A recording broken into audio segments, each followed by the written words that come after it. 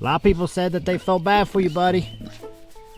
They said they thought you were sad without your friend. I told them you were sad for a couple of days, but we've been giving you lots of love.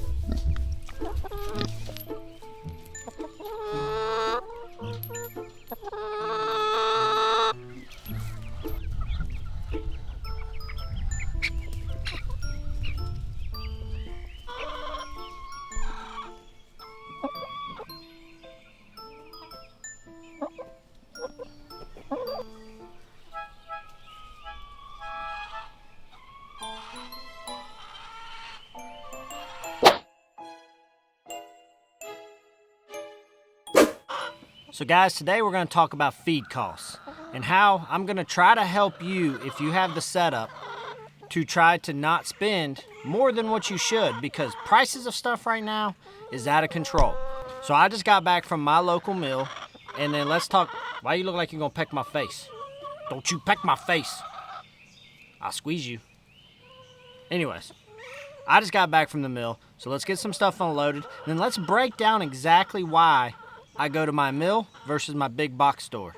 Let's go. You want to come with me? No, you're not allowed. You be a good chicken. You be a good chicken. So let's get this feed. We're gonna get my cart. I love using my gorilla cart when I get back with the feed because I don't have a tractor or anything. I can just stick it in to haul it around. So this works out pretty good to load the bags on it and carry them around to each of the places that I need them at.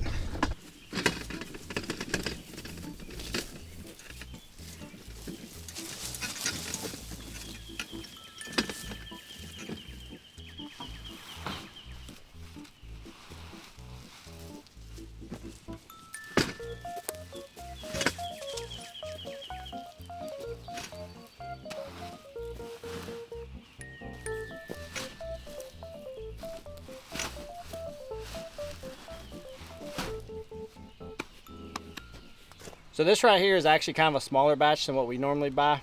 This is 2 weeks worth. At least that's what I've kind of estimated to be. I typically prefer to go once a month to the mill, which is why we got the barrels, load the barrels all the way up. And that gets me only having to go about once a month, every month and a half. But with the meat birds, we're kind of having to get chicken feed far more often. So I've been doing smaller batches of feed just because, you know, I'm already going to be there anyways to keep getting it. And I don't want to overbuy feed for them, and then I'd be stuck with a lot of old feed. So, but today we got 200 pounds of chicken feed, I got 100 pounds of pig feed, and then I got 50 pounds of scratch grain for the chickens as well. So we'll get this carted down there, start getting unloaded.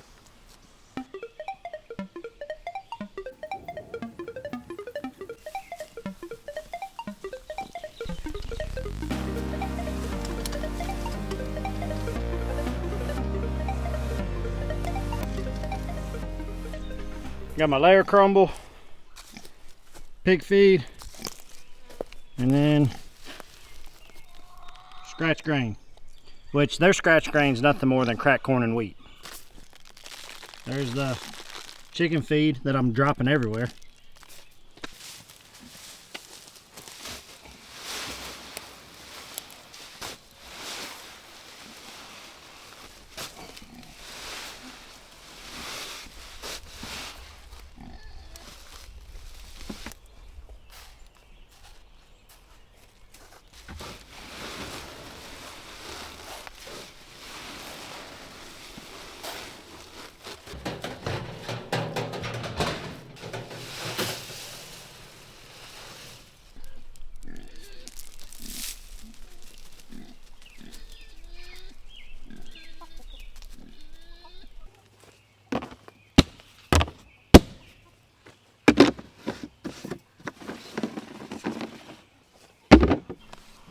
Alright guys, so let's talk about feed and cost and why I get it from a local mill.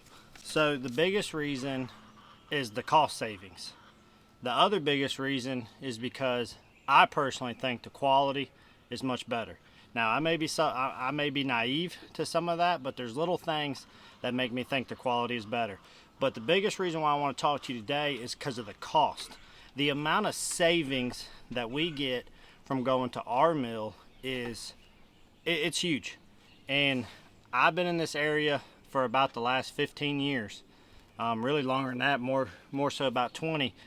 And I never knew up until I started raising these animals that you could go to the mill. And even then, I was raising chickens for about that year or so that I was in the city and had no idea I could have been saving money.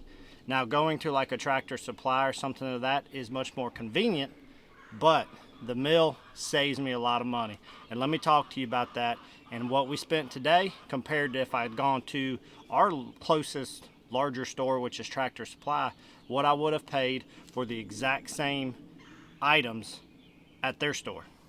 So today, like I told you, we got 4 50-pound bags of layer crumble, 2 50-pound bags of pig pellets, which I like their pig pellets specific for my kune because they have a lower protein percentage, which is very important if you're raising kunis. And we'll talk some more about that in the future. And then I got 1 50-pound bag of scratch grain. So in total, I purchased 350 pounds worth of feed. And I can show you right there, just so you know, I'm being honest, today's date and what all was purchased right there. But with that being said, so I broke it down and I did the math per item and what it would have been if I bought 1 50-pound bag. So I could do a direct comparison to that to what the cheapest 50-pound equivalent would have been at Tractor Supply. So I didn't go and find the most expensive to make this more dramatic. This is according to their website right now, what's available in the store and what was the cheapest one for the same poundage of type of feed available today if I went into that store. Didn't matter the brand, I just chose the cheapest one. So this is about, I'm kind of giving the box store an advantage here by automatically defaulting to their cheapest option. So with that being said, 1 50-pound bag of our chicken feed from our mill cost me $12.20. Now I can tell you with the local economy, that's actually gone up a little bit. I used to pay about $10 per 50-pound bag, but as we know, everything is going up right now. And honestly, I don't think there's any reason for it other than business motivation and people trying to use COVID to their advantage. But I'm not getting into political rants here. Nonetheless, a lot of stuff is going up. So this is actually an increase from where I was at last year.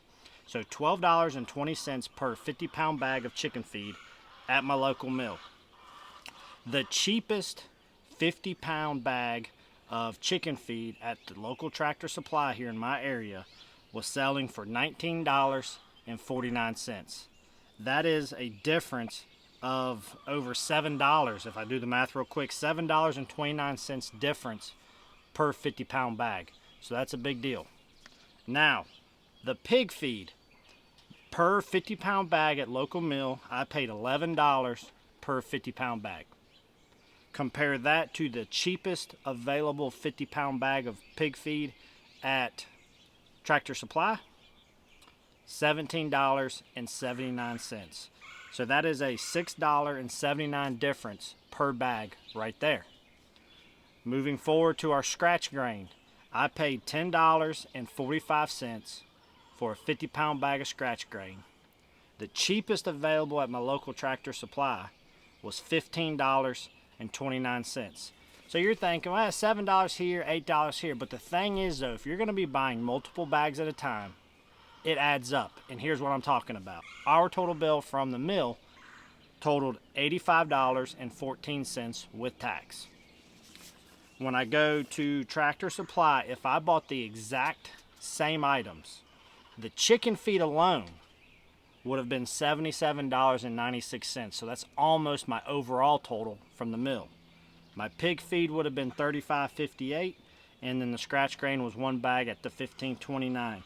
Total that all together, and I would have spent $128.83, not counting tax. So it would have been even higher than that.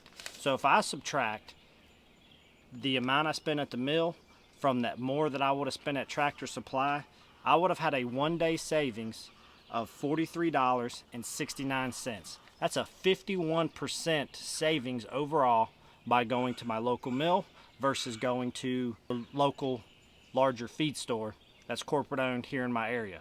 Now please understand, I'm not trying to bash Tractor Supply. I do buy feed from Tractor Supply on occasion. I do that when I need it for convenience.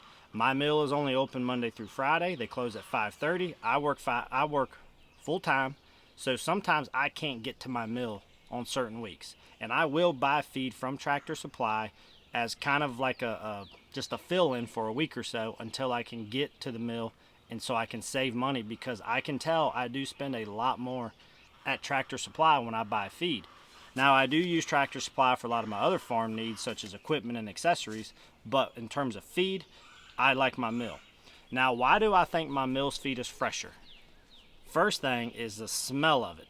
When I open up a bag of feed from my local mill, it really doesn't have a strong smell. If anything, it almost reminds me of more of like a mild, natural peanut butter sort of smell. It's just a nutty, kind of fresh smell. There's nothing that's very strong. It's just very mild and sort of a nutty smell. That's the best I can describe it.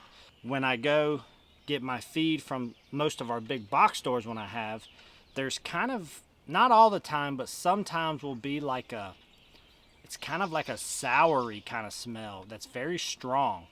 I don't see any mold or anything, so I still feed it, but just, senses are a lot. And would you want to eat food that smelled bad versus food that smelled good? I mean, that's just kind of, to me, would be a no-brainer. But the other good thing about the mill, so our local mill does source out to area stores, and you can buy their feed in stores. Well, the stuff that goes to the stores sits on the shelf for a while, possibly.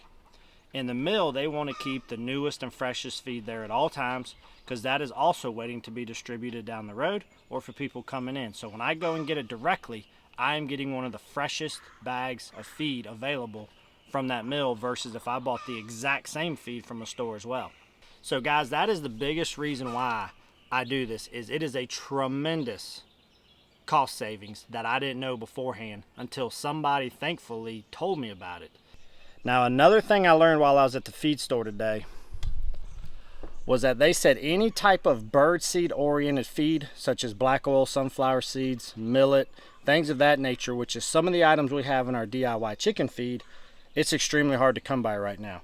When I was there, I actually was going to buy some of the stuff to make a small batch of our DIY chicken feed as kind of like a supplemental scratch grain, and I learned that black oil sunflower seeds can be good for coonies in small amounts, and they had no black oil sunflower seeds, and he said he had no idea when he was going to get any in. The flaxseed as well, he's having a struggle getting flaxseed, so there is a chance that I may be waiting a while before I can do any more of our DIY chicken feed. So if you're wondering why I bought so much of the crumble feed, that is one of the big reasons. And I want to make sure I told you that, because no, I have not bailed away from our DIY chicken feed. It really just comes down to a supply issue, and we're having great difficulty getting any of that stuff right now. So if I can't do that, then I'm going to give them the best quality feed that I can get access to right at the moment. So guys, I hope today's information was helpful. Just a little quick video because a lot of you all, as you're cranking up in your homesteading production and you're starting to get chickens, many of you are starting off with chickens, if you have a mill in your local area. Now, I understand not everybody's going to have a mill in their local area, but do some research. Had somebody not told me, I'd have had no idea that there was one within a close drive to where I live currently. So check around, and if you can't do that, then look into buying bulk, if you're going to be able to use the feed in a reasonable amount of time. So guys, everything adds up, and I hope this does help you out. Every little dollar you can save is $1 you can put towards a new adventure out on your homestead. So guys, I appreciate y'all hanging out today. I hope this was a big help to you. As always, we appreciate your support. I love how we're continuing to meet more and more people. Our subscribers are awesome, and guys, we just really can't thank y'all enough. So if you haven't already, please hit that like button. It helps us out tremendously, and please subscribe if you haven't already. The channel's continuing to grow. Y'all are a great motivation to me and here and my family on this homestead. So guys, until then, y'all be good, take care of yourself, and we'll see you here real soon on one of our next episodes.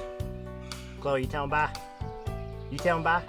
No, not me, them, those people. No, she don't know. Bye guys.